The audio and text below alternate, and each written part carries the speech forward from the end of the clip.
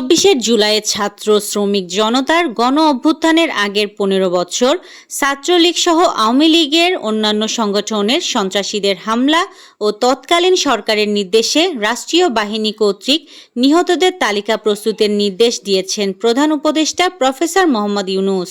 ওদের গুলি করো। হাসিনার নির্দেশ নিয়ে এবার আল জাজিরা ইনভেস্টিগেশন গত বছর শিক্ষার্থীদের নেতৃত্বে হওয়া আন্দোলন দমনে প্রাণঘাতী অস্ত্র ব্যবহারের অনুমোদন তৎকালীন প্রধানমন্ত্রী শেখ হাসিনা নিজেই দিয়েছিলেন। সম্প্রতি বিবিসির যাচাই করা একটি কথোপকথনের অডিও রেকর্ডিং ফাঁস হওয়ার পর একই ধরনের বিষয় নিয়ে অনুসন্ধানী প্রতিবেদন প্রকাশ করেছে আল জাজিরা। আইনজীবী আলিফ হত্যা, পুলিশ কাজে বাধা ও আদালত চত্বরে ভাঙচুর সহ ৫ মামলায় চিন্ময় কৃষ্ণ দাসের জামিন নামঞ্জুর করেছেন আদালত। বৃহস্পতিবার শুনানি শেষ। বিমান বিধ্বস্তের সময় স্কুল ছুটি হওয়ায় স্বল্প সংখ্যক শিক্ষার্থী ছিল, নিহত ২২, বলেছেন মাইলস্টোন কর্তৃপক্ষ। পোশাক নিয়ে বাংলাদেশ ব্যাংকের নির্দেশনা প্রত্যাহার, এর উদ্দেশ্য ঘিরে প্রশ্ন। ব্যাংকে কাজ করছেন কর্মকর্তারা, ব্যাপক সমালোচনার মুখে কর্মকর্তা কর্মচারীদের পোশাকের ব্যাপারে দেওয়া নির্দেশনা প্রত্যাহার করেছে বাংলাদেশ ব্যাংক।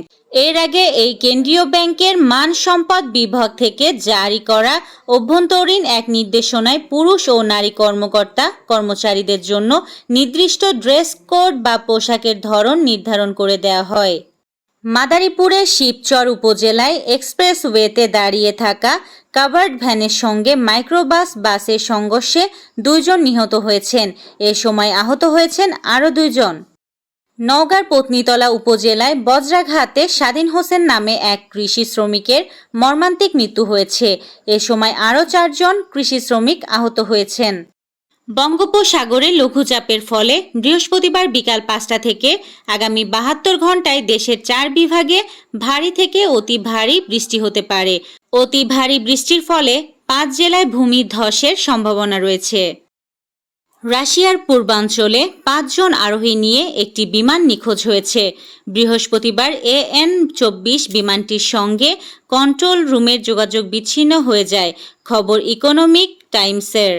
সীমান্ত বিরোধের জেরে থাইল্যান্ড ও কম্বোডিয়ার মধ্যে সশস্ত্র সংঘর্ষ শুরু হয়েছে। বৃহস্পতিবার দেশ দুটির সামরিক বাহিনী জানিয়েছে, পূর্বাঞ্চলীয় সীমান্তবর্তী বিরোধপূর্ণ এলাকায় উভয় পক্ষের মধ্যে তীব্র গোলাগুলি হয়েছে, খবর আল জাজিরা। এবি ডিভিলিয়ার্স তার দলে ৪ বোলার, ৬ ব্যাটসম্যান ও ১ উইকেট কিপার রেখেছেন। গ্লেন ম্যাকগ্রাকে রেখেছেন ১২তম খেলোয়াড় হিসাবে। বিমান দুর্ঘটনা ও জুলাই স্মৃতি ফাউন্ডেশনে যাবে বিসিবির টিকিট বিক্রির অর্থ।